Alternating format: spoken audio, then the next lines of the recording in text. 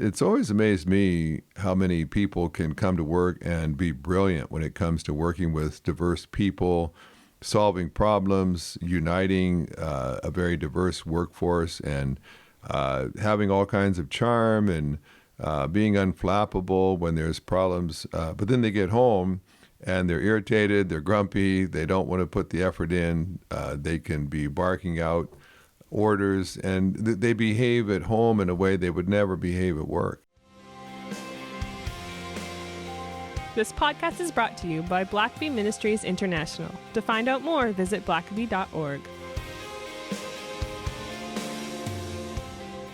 Well, welcome to the Richard Blackaby Leadership Podcast. My name is Sam, and I'm your host, and I'm joined by Dr. Richard Blackaby. Good to be with you once again, Sam. Always a pleasure, Richard, and this is likely, and I think I'll have to make the executive decision, it is the final part of what is now our 4-part series on leadership pitfalls. But before we get there, I would like to point out that we have several classes on offer at the blackabyinstitute.com. That's part of our ministry. It's just some online classes that we started. Of course, we have Experiencing God on there. But I want to highlight today, Richard, we did some videos a year or so in the making. For epic production. Yeah, it was quite the production. And I'm quite pleased with how it all turned out. But it's some teaching videos that are based on and go along with the book you wrote called The Seasons of God. Can you maybe give folks just a quick snapshot of what they could expect if they want to take this online class? Yeah, it's been a very popular book that a lot of people say is maybe one of their favorites of what I've done.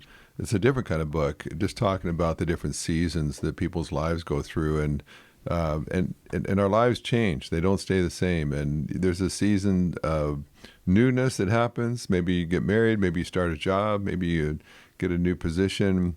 But then there's also times of endings that we're not usually as comfortable with navigating. And there's summer seasons, there's fall harvest seasons, and so this course tries to just unpack the main teachings of that book. So you get to watch me personally teaching it, and then you can read through the material at the same time just to get the very most out of that. But especially if you feel like you're going through a transition time right now, either maybe something's shutting down, maybe you're getting near retirement, or you recently were laid off your job, or you just feel like you need there's something else that you don't want to spend the rest of your life just doing what you are now, then this would be a great time to take this class and just study how God has been, he takes the whole world through seasons each year, and likewise he takes people through seasons as well. And probably you have never been really taught a lot about that. I certainly wasn't until I started this study. But once you start studying it, you'll start recognizing the issues in people all around you, people you work with, people that stay too long in a position when they should have moved on, and you just realize, wow, there's a lot of these issues going on in people's lives all the time. Yeah, well, it's a great framework, I think, for living and for thinking about not only your life, but your career, your family, and all of that. And we'll leave links to that in the show notes, and we'll also have a coupon in there to get some additional percentage off, probably 10%, and with code LEADER if you use that at checkout. And again, that's at blackabyinstitute.com. Links for that will be in the show notes. Yeah. So today, Richard, the final chapter in our 4-part series of leadership pitfalls that we've been going through, sort of the negative side, if you will, of leadership, the things to be aware of coming up here. Of course. But yeah, we've been trying to just unpack we're going to be in a series just unpacking this book on spiritual leadership. It's kind of our magnum opus on leadership, and a lot of people have read this book and they perhaps had it as a textbook, but just felt it might be good just to really do some deep dives into this material, because this is a leadership podcast, and we've got a great resource we'd want to drive people to if you haven't ever read it before. And so we've been looking at the pitfalls of leadership, the dangers that come sometimes with leaders. And it's not rocket science for us to tell you that leaders are suffering all manner of pitfalls. And you can hardly watch the news without seeing another leader that has fallen. And you think certainly with as many people who've fallen into moral failure or other things, being fired for just hubris and pride that just got out of control, that leaders would be smarter, they'd be wiser. But there are just some things, I think, that are inherent in us as people that just blinds us often. And so we stumble right into the very things that can be our undoing. And so we've been looking at the 10 pitfalls altogether. We got up through 7, and we're going to forge ahead through the final 3 today. And so the 8th pitfall is what we call domestic neglect. Basically, leaders often will excel in their area of calling, in their area of work, if it's to lead a church, to lead a company. But often they'll give their best efforts at work and then come home and have nothing but stale leftovers. And it's always amazed me how many people can come to work and be brilliant when it comes to working with diverse people, solving problems, uniting a very diverse workforce, and having all kinds of charm and being unflappable when there's problems. But then they get home and they're irritated, they're grumpy, they don't want to put the effort in. They can be barking out orders, and they behave at home in a way they would never behave at work. And of course, this is ironic and tragic because our families are far more important to us than our colleagues in the long run.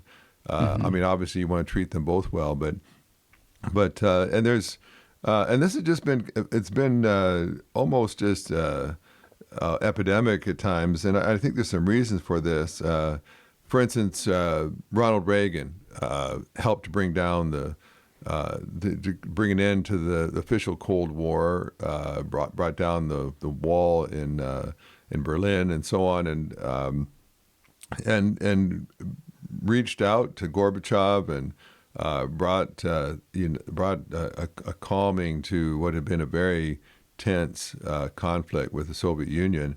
But his daughter Patty was estranged from him, and it just seemed that no matter what he did to try to reach out to his daughter, he could never just be reconciled with her, never work out their differences. He tried, he wanted to, but he just, all the charm that had worked with the Soviet Union was not successful with his own daughter.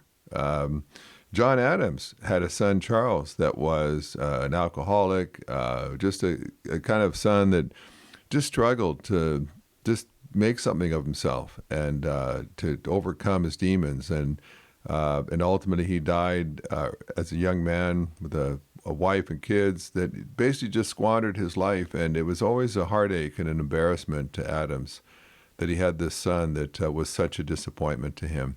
Cornelius Vanderbilt, at the time when he died, the wealthiest man, certainly in America, perhaps in the world. But he had a son, Cornelius, that he was so disappointed in that he wouldn't even see him as he was dying, wouldn't allow him to come and see him on his deathbed because he was just was so estranged from his own son. And his son would ultimately commit suicide. John Rockefeller, brilliant businessman, but had a daughter, Edith, that he was estranged with for many years at the end of his life. And he tried. He'd reach out to her. He'd want to see her and ask for her to come see him. But she just felt so estranged, alienated from him that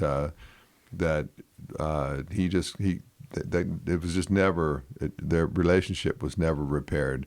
And yet some of these guys, Vanderbilt, Rockefeller, John Adams, these are very well-known, successful leaders in many ways. Ronald Reagan, and yet, if you were to ask many of them, what is your greatest pain? What is your greatest disappointment? It might not be their professional life. It might be in their personal life, and there's a lot we could certainly spend a whole podcast just on this, but I think in part. The very thing that makes us successful as leaders can also be our Achilles heel. And I think some of these guys were so focused on being president of the United States or running a major company that they perhaps not intentionally, but they neglected their family relationships, and some of these folks later in life they realized the damage that had been done, but by that time it had gone so long and so far that they were bewildered to know what to do, and also these guys that had such power at work. If you're the president, you have aides that are at your disposal to do whatever they can to make you happy, to service you and take care of you, and they don't typically argue with you, or they lose their job. But you get kind of used to that as a leader, where you're in charge. There's a hierarchy, but then you go home and your kids, your spouse, they don't necessarily feel like they fit in on an org chart. They don't respect you the same way. They have a whole different relationship, and for a lot of leaders, they function well when there is a hierarchy and they're in charge, and they can bark out orders, and people have to give way to their opinions, and they have to bow to their wishes. Whereas that doesn't necessarily happen at home, and so for a lot of leaders, it's just a lot more frustrating. Really, I would say it's a higher level of leadership to lead volunteers. We've said this before, but if people are paid to follow you, that's one thing to lead. You can just entice them with paychecks, but when you go home, you could maybe bribe your family somewhat, but it's a different power structure, and without some of the enticements that they have at work to get people to do what they say, to follow them. Some leaders are just at a loss to know how to just use love, for instance, concern, empathy, humility in relating and leading people and influencing them. Those are the kind of tools you use to lead in your family. But for a lot of leaders in the marketplace or in the political world, they're not used to using those, and so it's almost as if their gun is empty when they get home. The tools that work at work, they're just not the same at home. Right. So just that neglect, and I work a lot with very high level business people, and oftentimes they'll tell you that that's the greatest regret that they have, is that in the course of building their business to enormous successful heights, they lost their family in the process. I wonder if some of this is not also just part of the culture that we're in. Just thinking, many of the leaders you mentioned there, and, many of the famous leaders that have been studied throughout history, I would say most of them have some sort of troubled home life to various degrees. Yeah. And I wonder how much of that is because the leaders that we write about and that we idolize in a culture are the ones who are very good at their job, but they're not good parents or spouses. Right. And, there's not a lot of, high-level leadership books on being a dad or being a mom or being a good spouse. Yeah. It's almost a secondary thing. We don't think about, Napoleon, Julius Caesar, Alexander the Great. They were such great dads, Right. They're praised for who they conquered, what battles they won, but not how they conducted themselves at home. And so those guys, all of them, don't really have children that they raise that carry on, and that certainly that's seen in the Bible as well. Joshua, great leader. We don't hear anything about his kids. We don't know. We assume he had some, but we don't even know their names. We don't know how they led, or if they were anything like their father. But and Moses, he had a Joshua, but he didn't have. We hear a couple of his kids, but never hear anything about them, and so. You wonder if there's almost, I think, you just have to be so careful as a leader, because it just seems almost inevitable that you've got forces working against you. And yet, if you just apply your leadership, the very best of your leadership in your home, then you might actually find that that's the most rewarding place of all to lead. But you can't neglect it. You can't say, once I get into the CEO seat at work, then I'm going to really focus on my kids because by then it'll be too late. Well, a ninth pitfall is what we call administrative carelessness, and that is just that a lot of times leaders can be visionaries. They need to be visionaries. They need to have a sense of where the organization is going. But along the way, a lot of leaders can be so focused on the end, on the goal, that they don't take care of the details, the means to get to the end. Mm-hmm. And we list several things in particular. One is just execution. Leaders a lot of times they know what they know where they want to get to, but they don't invest in the machinery to make sure that they have the kind of organization that can accomplish what needs to be done to produce the right product. And there's a great book that we've talked about before called Execution by Larry Bossidy and Ram Charan. That the whole book is just focusing on not just bold mission statements that you can post on your cubicle wall, but actually systems that can produce the product that you want to produce. And so just like Henry Ford would say, when this assembly line gets started, what do we have to put on this assembly line so at the other end comes out a Model T car, just like what we want? And that can be kind of boring for a lot of leaders. They don't want to deal with all the machinery and the meetings and the time spent developing leaders and processes. But that has been the downfall of many a person. A lot of pastors feel like if they can just preach an impassioned sermon on Sunday from the pulpit, that their church will just become all the people of God that he thinks they should be. But they don't attend to details, and because of that, they are rudely awakened when suddenly they realize that although despite all the great speeches they've given, all the positive things they say about the organization, that it's just not built to accomplish what they feel like it should. And a second area of carelessness is just conflict management, or you might just say problem management. Great leaders address problems. When there's a conflict between perhaps some of the staff, leaders don't let those fester. They get on them quickly. And again, leaders a lot of times like to be flying at 30,000 feet, seeing the big picture, and they don't want to swoop down low to see how the troops are getting along together, how the officers are working together.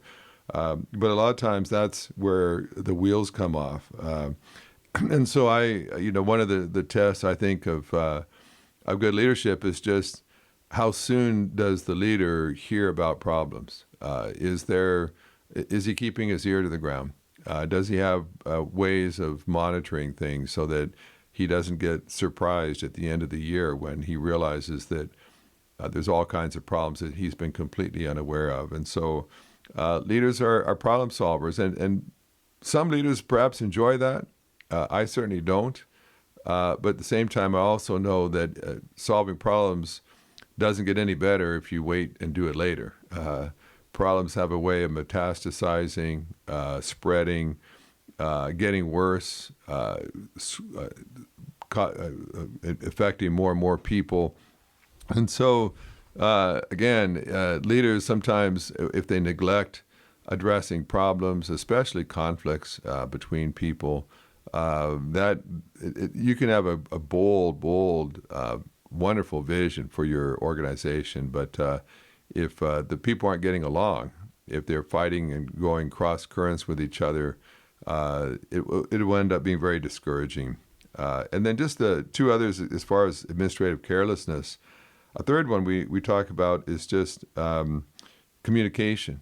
Organizations can't function in unity with a central purpose if they're not communicating with each other. And there are often times where perhaps a leader has all kinds of great ideas, but the people down line have no idea what they are. Or maybe the leadership team has great inspirational meetings around the board table, but then people on the shop floor have no idea what the values are, what the direction is. Or maybe the people down line see some significant problems. Maybe they sense the organization is racing toward a cliff, but they can't get word up line. they don't have access. It's a lot of times bureaucracies get to the point where everybody's in a silo and communication doesn't flow freely. And so information that would have really helped the other part of the organization never gets there because people hoard information or they're just bad at communicating it. And there are many challenges. I know as a leader, if you travel a lot, you may have your mind full of things that maybe you've been realizing as you've been traveling and thinking, but you sort of think, well, as soon as I get back in the office next month, I'll sit down and have some meetings. But before you know it, a lot of opportunities are being missed because you maybe know what needs to happen, but you haven't passed that on. And so certainly with all the different technologies today, there's lots of tools available to meet even remotely or to just share information with others. But again, that has just been one of the common pitfalls that happens with leaders is they may be very good people with very high standards and great ideas, but if you're not sharing those effectively and broadly and in a timely manner, then it doesn't matter what your great ideas are if people don't know about them. And I would say not only just, as a leader, be good and on top of communicating what it is you want to communicate to your organization, but also, I've interacted with organizations where communication just in general is not a priority, and that comes from the leadership, and you see it throughout the organization where you've got to send follow-up and third follow-up emails just to get a simple answer to a question, about some upcoming event or whatever. And it's like, and you realize, well, the leadership of this organization is not prioritizing, expedient communication, getting the stuff out there when it needs to get out there. And therefore, everyone below them are also not... Yeah. There's doesn't seem to be a sense that we should be prompt in communication. And so not only just communicate the vision, but also you develop a culture of communication so that things get answered when they need to be answered. So if you email the boss and it takes 2 weeks maybe to get a response back, well, then down the line, people are going to not value responsiveness either. And so that's, it's one of the things I've tried to do is just, if someone messages me, they're going to get an answer. And, if they're people working with me or that I relate to, they're not just some person out in left field somewhere I never heard of. But when I'm working with people, I want them to know that if they have a question for me, they'll hear back as quickly as I possibly can. And now that you've got internet, free internet, Wi-Fi on Delta planes, I don't even have the excuse to say, well, I was on a plane. I couldn't answer back. And I know in our little ministry, we really tried just to emphasize that if your colleagues are needing information from you, then don't wait a couple of days or don't wait a whole day even. During a workday, when you get a message, you need to answer it and keep the work flowing. And so just prompt communication, if you celebrate it, if you emphasize it, then that becomes part of the culture. And the last thing is just, as far as that goes, is just culture. And to say that if you're careless, you can assume that you have one culture in your organization when really you have a different one. And I've known many people that thought, well, we have a culture of friendliness. Maybe you're a church or maybe you're a business, and you are always talking about the customer comes first. Or as a pastor, you're always talking about we're just such a loving church. But the fact is that you're not. Just because you say something doesn't mean that you are. And leaders are ultimately the steward of their culture, which means that you've got to be measuring it, observing it, getting feedback on it, and then specifically addressing it. You can't just put out a memo and change culture. And over time, you're like we're talking about. an organization is going to adopt a lot of the culture of who the leader is. And so, historically, we've talked about this before. Richard Nixon was paranoid, very suspicious, very much thinking about power and control, and as a result, he had a team of people that were suspicious and paranoid and trying to preserve power at all costs. But it all flowed down from who Nixon was and what his personality was, what his priorities were. And then you compared him with someone like Ronald Reagan that was always optimistic, liked to laugh, liked to joke, liked to tell a funny story, and enjoyed being around people. And so you have a team and a culture that is like that. With Nixon, he had an inner circle of conspirators and who were constantly worrying and fretting about the enemy out there. And then it was said of Ronald Reagan that you knew when he had entered the White House because you could hear the laughter coming down the hallway because he had come back. And you just think two very, very different cultures, but they both kind of would flow out of the leader and the kind of culture that they just sometimes they cultivated on purpose, and sometimes it just came out of their personality. But again, that culture is not something that you want to just take for granted. Mm-hmm. You want to, and I think it always helps a leader just to ask the question, well, what kind of culture do I feel is best for our organization? Start with that question. And then secondly, ask, well, what is the culture? I'm not going to assume because I want a certain culture, that's what we have. And then a third question is, how do we get there? How do we develop that culture? What are some things we need to do? And we may have to just take some future podcasts just to talk about culture building, because that is in one sense one of the highest levels of leadership. It's not just leading a person, but leading a culture mm-hmm. that affects all the people in your organization.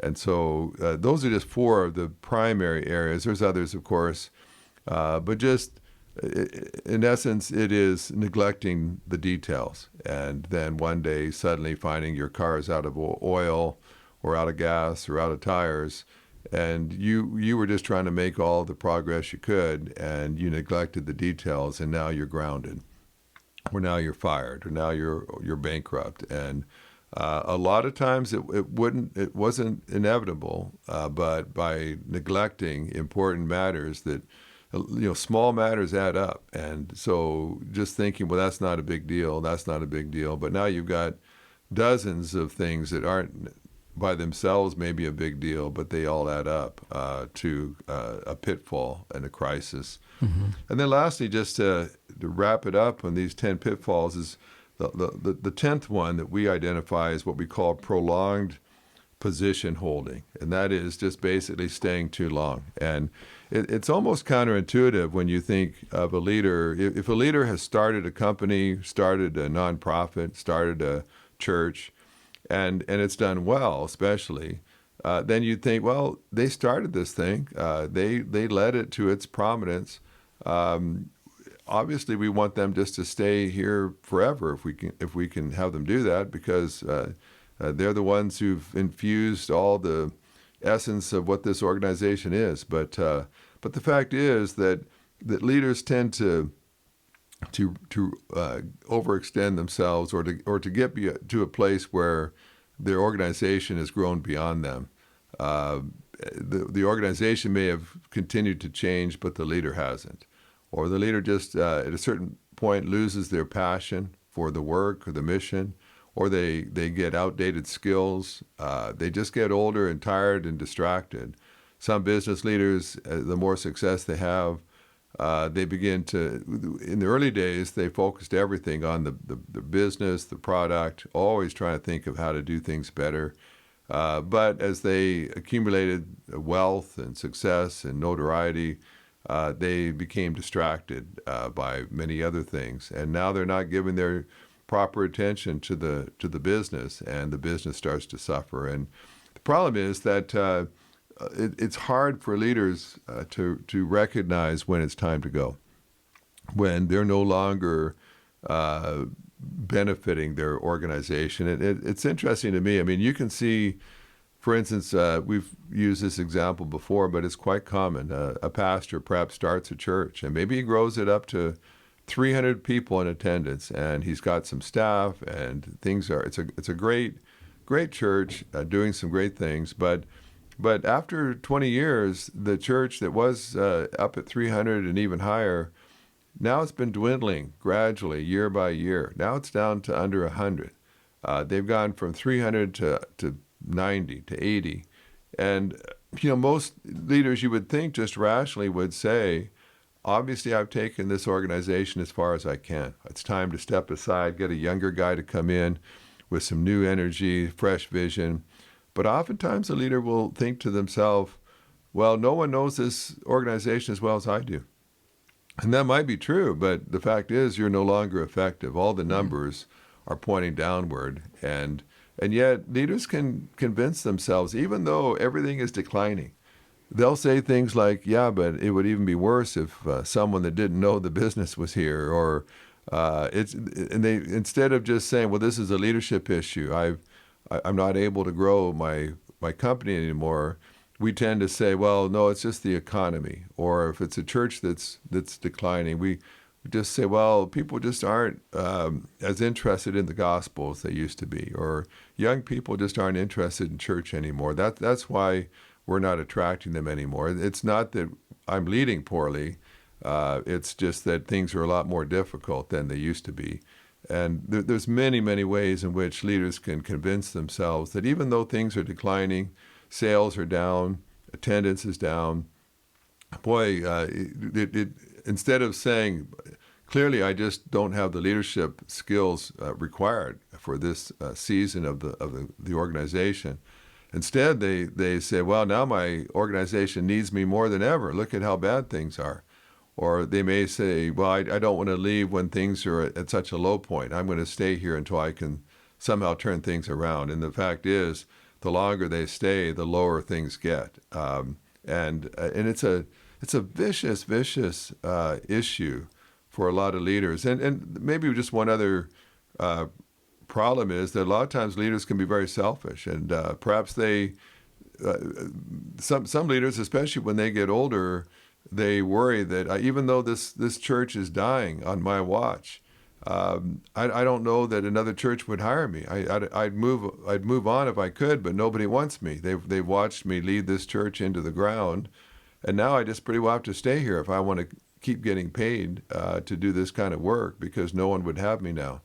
Or sometimes leaders just identify they get their identity from their role as a leader of this organization, and they just can't distinguish their identity anymore from this particular position. And so to lose their CEO position, to lose their senior pastor position, means that they don't have an identity anymore. And so they'd rather stay on, even if it kills the organization, because they want to still feel like I'm somebody because I'm a pastor, I'm a CEO.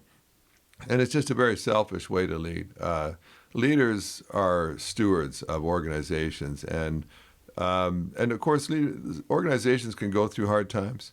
But if just year after year, it just becomes evident that you do not have what it takes to turn things around. You've had several years to make changes, and nothing you've done has worked. At a certain point, if you have any integrity at all, you're going to say, I've clearly done what I can. And I hear some spiritual jargon saying, well, I'm just trusting God. Everything that I'd say, well, it's fine to trust God, but trust God also that he can bring in a new leader that can change things instead of you continuing to stay in place and watch things decline. And so it's a painful thing. It's interesting, just kind of a final little story. When my dad and I were writing this book, I was assembling a lot of this material in this chapter, and I'm the one that wrote the section on not staying too long, and my dad, of course, was reading over the stuff that I had contributed, and it was right at the time when my dad was turning 65 years old when I was putting this together, and And his organization certainly knew that they had a coup in having my dad on their payroll, and nobody was interested in him walking away, retiring. He certainly could have stayed longer. But in my dad's own humility, as he read that chapter, he told me, he said, well, that really helped me clarify that I just need to go ahead and retire. And of course, Dad didn't retire and stop working. He retired and then he started his own ministry, which continues on today, that we now work in. So he didn't slow down any, but he just thought, but you know what? They can hire someone else to take my place in that job, but I don't want to ever. I'd rather move on now at the peak of my powers than to have people watching me decline and slowing down and starting to wonder and perhaps resent the fact that I hadn't moved on yet. So this chapter actually helped my dad decide to go ahead and retire from his normal paying job, so that he could go to the next. And of course, Dad had great faith in God. He trusted that God would always have something else for him, so he didn't have to cling to a position. And so, that doesn't mean just retirement. Sometimes you might be 40 years old, but you've been in the same job for 8 years now, and perhaps you've just stopped growing in that job, and it's just time for something new, a new challenge. Don't assume that because you got a job at 30 that you need to stay there 35 years doing the exact same thing. Yeah. If you start getting stale, stop growing, that might be a sign. Not that you have to necessarily quit working, but maybe you're done with that role, and so you need to spend time with God. Talk to some friends and counselors that know you well, and it may well be, even though it might scare you to death, you might realize it's just time to take a step of faith and move on to the next thing God has for me. Well, that's true, and it's a great reminder to look through all these pitfalls. It's just a checklist, kind of a glance in the mirror to say, how am I doing in these? And there's certainly more than those areas. 10, but sure, you can start with these. But 10. that's a great starting place. So as always, we appreciate it. Thanks for listening to the podcast. If this is something you enjoyed, it really makes a difference if you leave a review and a 5-star rating on Apple Podcasts or wherever you listen. Don't forget to subscribe and share with your friends. We always love hearing from our listeners, so email us at podcast@blackme.org.